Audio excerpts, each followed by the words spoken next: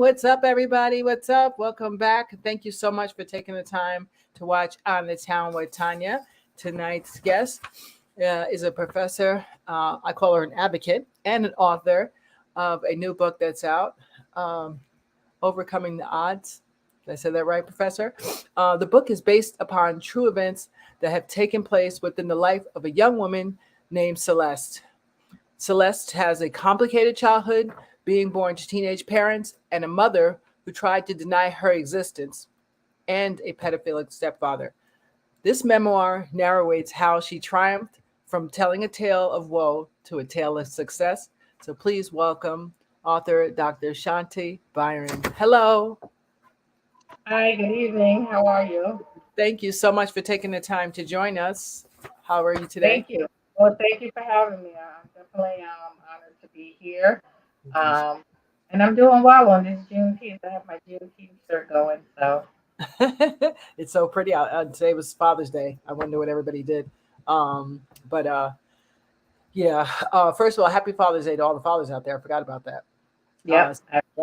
Fathers Day, fathers don't get the credit like Mother's Day, but there are a lot of good fathers out there. So shout yes, out to all you guys. yes, absolutely. So your book is out now, and I guess in the end, I'll tell people where they can go find it. But overcoming the odds. Tell us for the viewers who haven't been able to read it yet or know where it's at. What is this story about? 'Cause- So it tells a tale, of Celeste, a young woman who, at the time, she had a really traumatic upbringing. Mhm, With dealing with homelessness early in life mhm, due to having a dysfunctional household that she was trying to run from, and so it's just like a lot of challenges that she faced. She was the oldest of five siblings. mm, Um, Lower siblings, and just very traumatic. And one of the reasons I wrote Overcoming the Odds is because a lot of times, especially in my profession, not only am I a professor, mhm. I'm also a social worker. Oh, During this time, when I wrote the book, I actually wrote it because I felt like God had put it on my heart to write it mhm, because I encountered a lot of individuals who had suffered some type of sexual abuse mhm, or incest, trauma, something within their life, and a mhm, lot of times many of them had gotten stuck.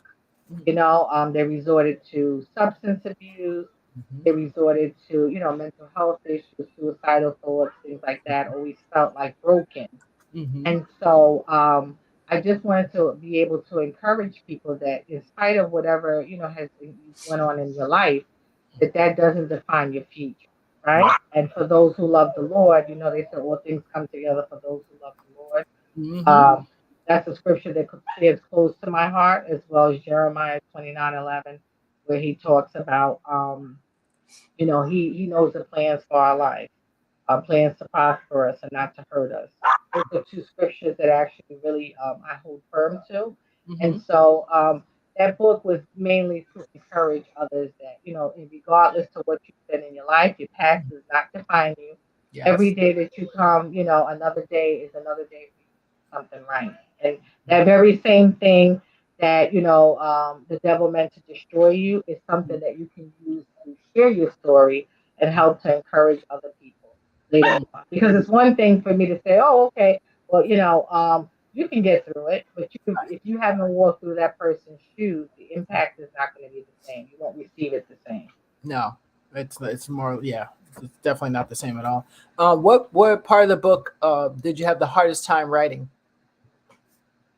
Um, I would say, talking about the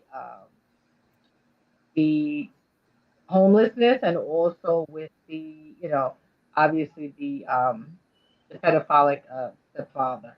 Right. Um, these I think was like the most hardest to work with this Mm, year. mm.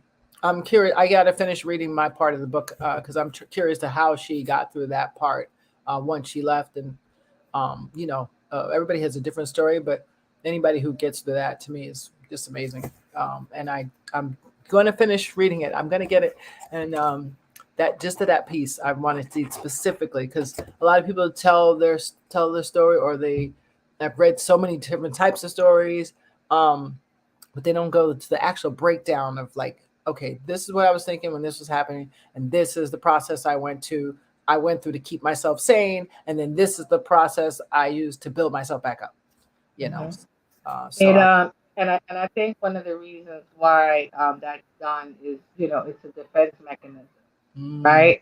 But when you're a victim, what happens is you have certain triggers, right, right? And so if you're around others and other people are sharing their stories, you start to wonder, hey, it wasn't only me. I'm not by myself. Other people experience it.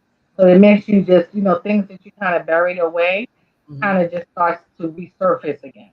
mm, And so, if you don't, the best thing that you can do is, if you have that trauma, is to seek the help that you need.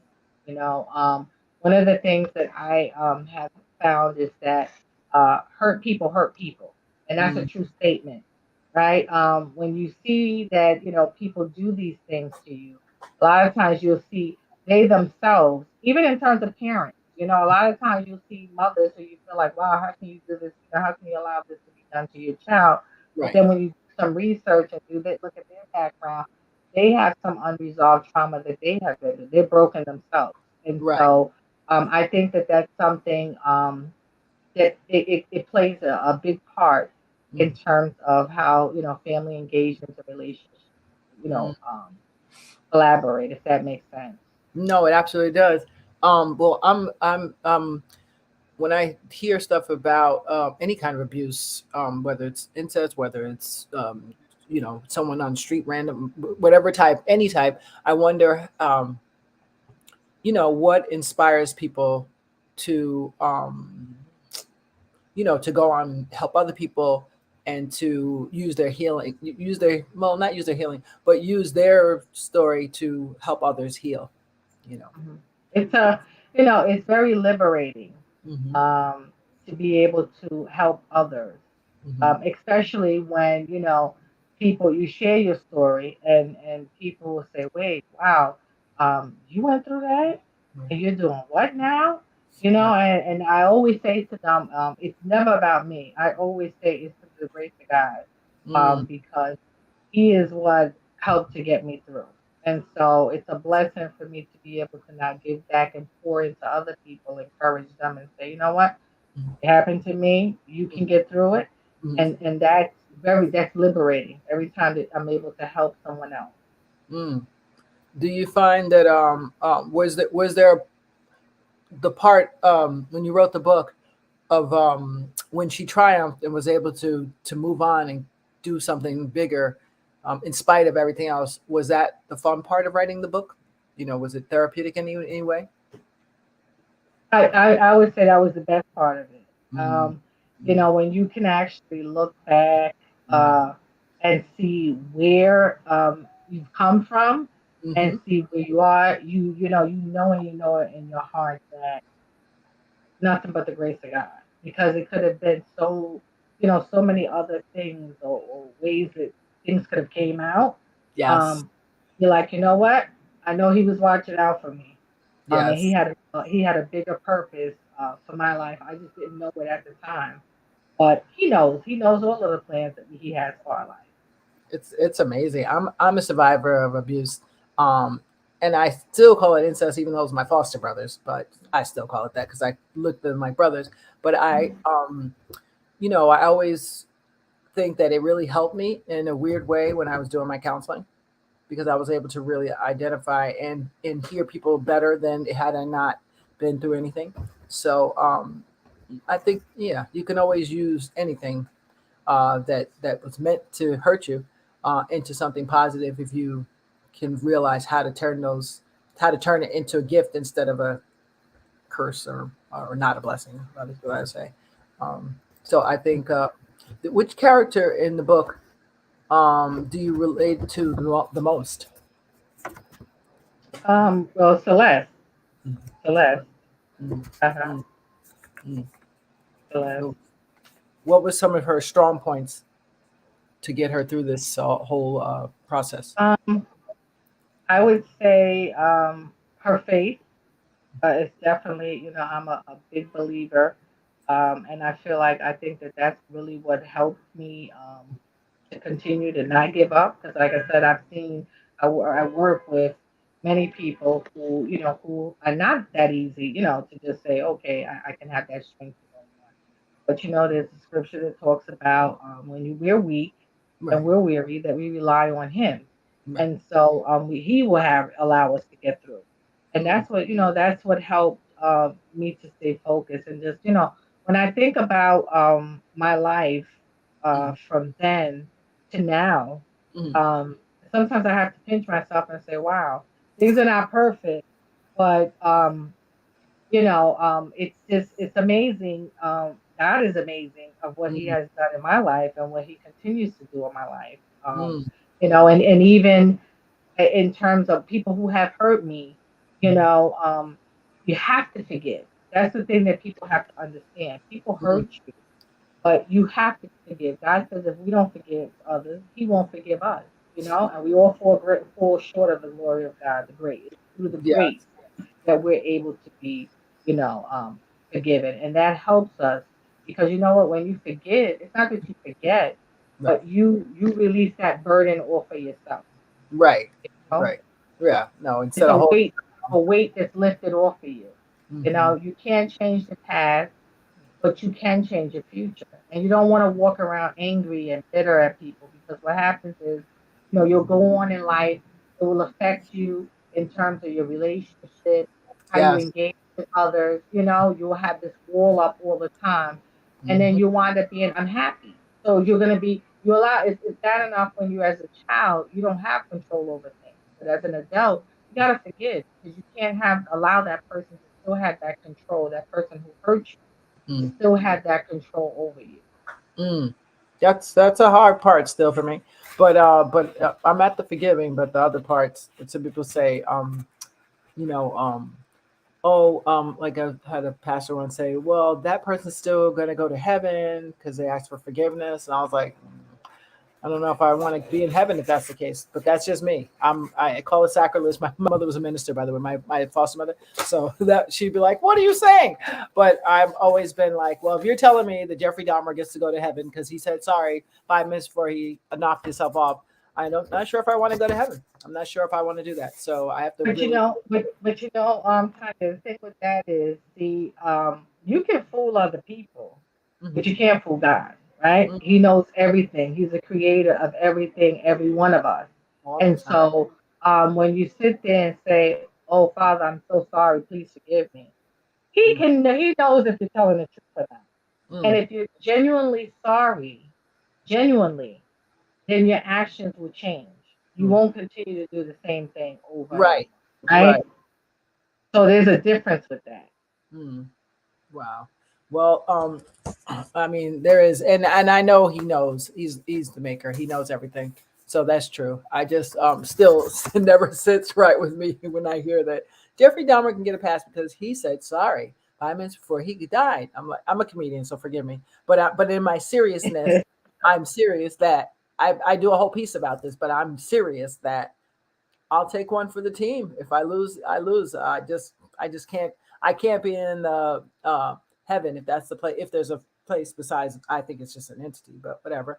I can't be sitting with Dylan Roof. I can't do it. So maybe one day I'll get there. I hope, but let's see. So how has the book enabled you to advocate and help those in similar situations to Celeste? Even and actually the homelessness too. hmm Well, I have gotten the opportunity to work with the homeless population. I actually work now with at Brooklyn Job Corps as Okay. a center director, and so which is amazing, because a lot of the students that we have there have similar things that have happened to them in their lifetime, and Hmm. so when I'm able to come in there and talk to them and prepare groups and things like that to work with them, it's really rewarding. And I share my story. I share the book with them. And they're like, oh my God, I never knew this. Even some of my students, like Richard, I see him on Richard on there. I've shared, in my classes with them.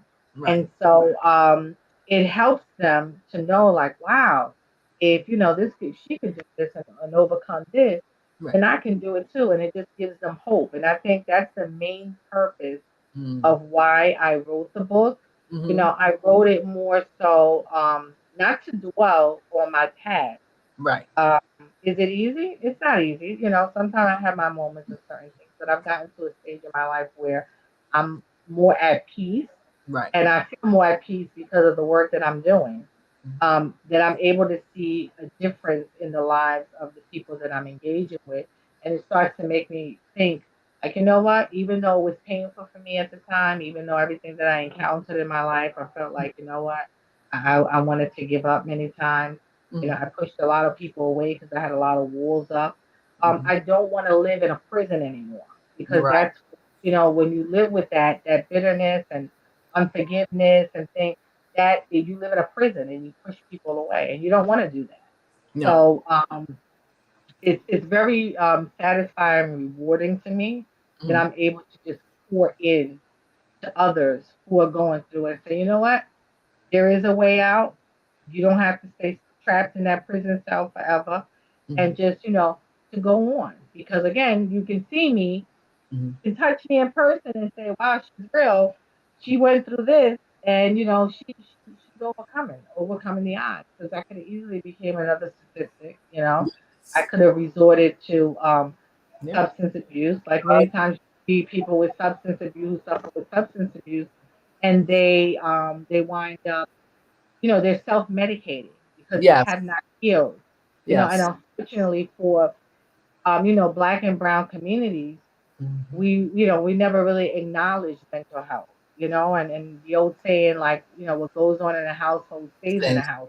Mm-hmm. And that's not good, because what happens is people wind up really messed up later on behind that. It's like, Internalizing. Yep. right, Yeah. right. And And then it it affects you in festers. Yeah. different ways. Yeah. It affects you in different ways. You Yeah. know, it's a struggle for you to have healthy relationships with others. You have trust issues. Yes. You're always sinking because you just have not dealt with that trauma. Yes. I tell people that all the time. I used to do counseling. That's how I met Rich. I think I was in training when I met him. But that's so important to be able to process what has happened to us in our childhood. I always equate everything, because I used to be in fashion, so I equate everything to my Louis Vuitton luggage. So everyone has baggage, right? But you want to get the top. Well, I mean, Louis Vuitton used to be the top. It's not the top now, but let's just use an example. Well, I love Louis Vuitton. Oh, right. You have to get the best. I mean, from what I've seen, it holds well. In other words, it holds really well. So you can bang it a little and move it around and whatever. That's kind of how I equate all the trauma that's happened to us. If we don't put it in the right baggage, it'll be spilling all over the place as we go along. Just like the other day, I was at the airport and the whole thing came off because they threw it against the thing, I think, and the whole piece and the wheel, everything came off, and I was like, oh, I thought it was a good suitcase. Apparently, it wasn't. But had it been in one of those nice, secure, places, then that I've already processing what has happened to you is how I equate it to putting it in a good suitcase. So that you have to open it sometimes. That's just life. Sometimes it will be revisited because someone says something, you want to put something there, whatever. That's fine. But it's keeping it where you need it to be, and you pull it out as needed. You know what I'm saying? Right. That's how I equate everything. It's just Right. the simplest way of telling people you have to address your trauma. Like if you don't address it, whether that's through writing, play, music, whatever. There's so many creative avenues you can take. Then it shows up in addiction, morgue, police station, jails, Mm-hmm. rehab. So you have to process, and that's one of the reasons why I was very interested in this book, because I know a lot of people who have gone through massive trauma, and I'm talking incest, you name it, any kind of trauma you could think of, they've been there. And some people really feel like, I can't do this. One of my friends, 18, committed suicide. Now, Mm-hmm. to me, that's off the table for me. But that's because even before I knew what God was, I was a very spiritual person. Like I didn't know it at the time. I just was like, I don't know. Even in the height of my trauma, something in my head always said, something, someone, somewhere is going to take care of me. It's going to be okay. I have no idea how I knew that. No clue. I ended up being with a minister mother and later learned the technicalities of the Bible and the word and all that stuff. But even before that, something in me was like, I don't care what happens, survive, just survive. Keep your mind Right. right and survive. And if you survive, you can do anything after that. Because Right. Lisa Steinberg, unfortunately, is not here anymore to tell her story. I'm saying, Mhm. young girl, the 9-year-old girl, whose Yeah. father, who actually got out of jail now. He's out after 10 years of murdering a little girl from starvation or whatever he did to her. He's out of jail. So she's not here to tell her story, unfortunately. So for all the Mhm. victims that are out there, I tell you, if you can't share your story so that you can prevent others from being victims, then at least write it for yourself, personal journal. I don't know, something where you're still getting it out. You have to lay that stuff out. It's heavy stuff. You got to lay it out. Right. And if you don't, that's why you need a therapist, because your friends sometimes can't handle all that stuff. You know, Right. some are good, but some it's a lot. It's a lot for me to say, oh, that's my aunt or my cousin or whoever it is did that. You know what I'm saying? It's heavy stuff. So that's why they made therapists.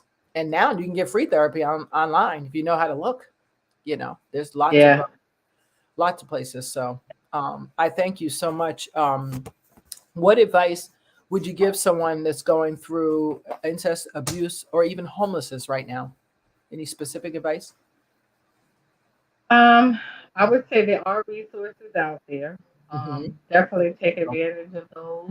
Mm-hmm. You have New York City Department of Homeless Services does a lot of work with families, singles, men and women, and transgender. Yes. And so they have those Love resources this. available. Mm-hmm. Also, in terms of, Safe Horizon does a lot of work with sexual Yes. assault victims as well as RAIN. Right. To get the help that you need, Mm-hmm. because you will need the help. But and that's the only way that you're going to heal. You can pretend and say that it didn't happen, but it's going to always be triggers, that will come up. Be it, somebody may speak and share, what they went through. Mm-hmm. And you may also feel too, like, when I was going through, when I was at Delphi and, going in social work school, Mm-hmm. um, speaking with, I had about 17 clients on my caseload that I was in field work. Education in my second year. Mm-hmm. And I had about 17, I want to say like 15 of them had experienced some type of sexual abuse, sexual assault, incest growing Mm-hmm. up. And many of them, were stuck. Many of them were dealing with substance abuse, they took depression and felt like, they felt broken, Right. that they were stuck with, what happened to them as a child in their childhood. And so Mm. it was something, again, like I said, that really was put on my heart to want to share my story, because I Mm-hmm. was getting triggered myself. Hearing stuff that they were telling me, I was Right. getting triggered, and a Right. lot of things that I had buried deep down were starting to come back up because it was very similar to what other people were sharing with me. But it Mm. also opened my eyes to say, you know what? Well, I wasn't the only person who was by myself. You Right. know, um, it wasn't only me. It's not, just this dirty little secret of me, because there was Right. other people that went through the same thing. Mm-hmm. That's fine. I used to go to some group. I don't know where it's at. I was a while ago. But it's in Westchester somewhere. But I can't find any like it ever again. It was great. I just didn't like, for me, that you're not allowed to talk to group members outside of the group. I thought that was weird. But I know it's a protective mechanism. I'm pretty sure, because like if we get in an argument or fight, or if we start dating or something crazy, then you know how that goes in just a regular group. It's like, Right, oh, the dynamics can change real quick, and then using everything as a weapon rather than helping and healing each other and right, processing. So I get that. It was just weird because I was like, we're grown adults. It's not like we're 13 and you got to set these rules. We're grown adults. Like, I don't. If we want to be friends, why is it against the group to be friends? That doesn't make sense to me. But maybe right, there are probably some underlying circumstances that I probably didn't know because I don't have a PhD. I only have a BA, so maybe that's why. Maybe there's something I didn't learn or know, and that's okay. But I love the group and I like the people, but I got out of it because I was like, it was so almost like, when you're well, when you share stuff like that with people anyway, that's very personal. But then you actually end up liking the people, and then you're like, oh, put it this way, your true friends would invite you to their house for dinner. How about that? You know what I'm saying? So you feel like it's Mhm. a fake relationship if you're not doing anything other than just here and that's it. Goodbye. And maybe that's just Right. maybe that's just my stuff. But that few of us were like, this is weird. So we became friends and we left the group. But that's Right. just we were rebels without a cause. But I'm a firm believer in groups. If you don't have like a friend that happens to be a counselor or somebody that's really good at listening and Mhm. processing and telling you how to get it all together and put it in the compartments it needs to go in, you gotta do something because you have to do work. Work is definitely required, you Right. know, especially when it's Absolutely. severe trauma and you're young, you're 8 years old, 9 years old, 5 years, you got to do work. There's work. Mhm. But everything requires work. So I don't want to scare anybody, but you have to be willing to, deal with your truth and sit in it. Right. It's never your fault. So it's, just get it out Mhm. and then you can start organizing. The first thing is to get it out. But a lot of people hold it in. And, I know lots of people who I can tell that they've been through major trauma, but they just eat it away, uh, Mhm. or smoke it away, or drink it Mhm. away, and I just say, well, when you're ready, let me know, and I'll find the resources that you need because you need somebody's resources, and some Right. people never get it. It's sad, very sad to me, um, because I think human beings are made to be resilient. I don't Right. know how we were designed, but somebody knew what they were doing upstairs. Yep. Somebody Right. knew it because the stuff that we've survived. I mean, just think of slavery and just that alone. And that's any group that's been enslaved. Think of the things that they went through, and still Mhm. standing with smiles on the face. Yeah. That, that's just that tells me if my ancestors went through that tarred, feathered, castrated. I mean, just you name it, been there, done. Babies given to alligators, like how Mhm. you still have a smile on your face. So for me, for my trauma, I always one of the clever ways I tricked my mind was like there was somebody down in a ditch that couldn't get out, and you got the nerve to complain about such and such. You know what I'm saying? I had to psych myself out until I got Right. out of what it was, and that's how I did it. People think I'm crazy, but I was like, guess what? I'm still here, and guess what? I have all my correct brain patterns going on. You know what I'm saying? I Yes. say things the wrong way. I may talk a little bit much, but I'm fully functional and able to process anything. You know, so Right. I don't know. Anyway, I think this book will be a good way for people to figure out for themselves. You know, um, what work do I need to do? You know, Right. and I think it's I'm great work. actually in the process of working on my second book. Oh, really? Um, it's going to be focused more on healing, the healing Mhm. part of it. Because, Yeah. like I said, I didn't really want to dwell much on my past because my past is my past, right? Right. It has helped me to make the person that I am today, but Absolutely. I don't want to dwell on my past. I want to be able to encourage people that there's light at the end of the tunnel. Right. But you do, like you said, you have to put that work in there. Yes. Get the help that you need. There's nothing wrong, with sitting down and speaking with somebody Right. about those issues. Because if you don't deal with your trauma will deal with you, and not Ha. in a healthy way, Say right? it again. Say it again. If you don't deal with your trauma, If you don't deal with your trauma will deal with you, and mm, not in a healthy way. I tell clients that all the time. People are like, what are you talking about? You'll see. And there's another one. My friend used to tell me that whatever skeletons that are in your closet that you have not gotten out by the time you're 30, they will fall right out. Yeah.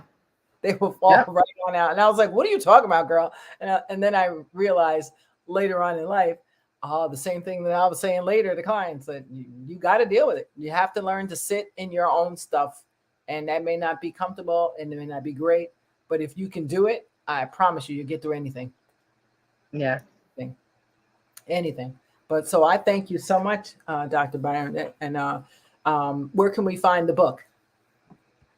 Well, you can find it on Amazon. It's on Amazon. It's on eBay. Just type in "Overcoming the Odds" by Celeste, and you should be able to locate it. Amazon, eBay. Mhm. Right. I'm just putting. Barnes and Noble. Barnes and Nobles is another one. If you type it up, you'll be able to find it. Okay. I put different places, other platforms. Let's see. Yeah, because I typed it, I was able to find it. So let's see. I just want to go and say hi in the chat box. Hi, Grandma Norma. How are you? Thank you for watching. And who do I see here? Rich, Richard. Thank you very much for watching. Let's see what he said here in the chat. To Professor. Yes, we got that one. Let's see.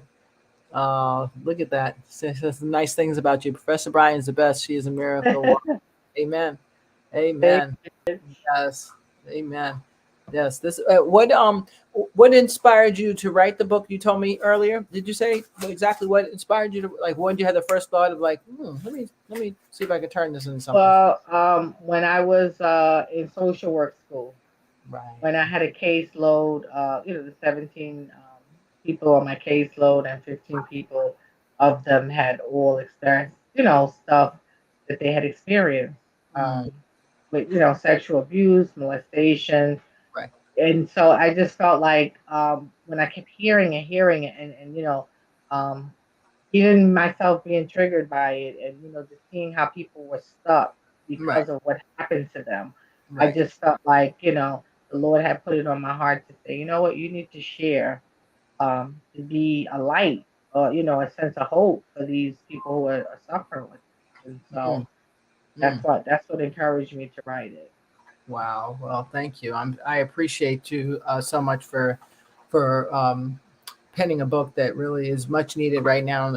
I can tell you, like every fifth person pretty much has a story of something that happened, and so um, it's very important that I think everyone shares their stories, because when you in the sharing is the caring, and in the caring is the healing. Yes, Community, because there's some things you need others to work through it, and some things you can do by yourself. But that's one that I think you need a combination.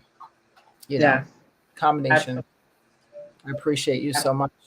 And I didn't have oh, what do you call? I'm gonna write it in here because I just realized uh, I did put it there. Okay, overcoming the odds. That's it. I put it in there. Okay, just making sure they can get it there. So I thank you so much. I'm gonna Thank you for having me. yeah, I appreciate you so much for taking the time on a Sunday on Father's Day to come. Where your kids are, they're around. They're okay. Yeah, they're around. They're quiet for now. Let's see how long that lasts. Let's see. Bye for now.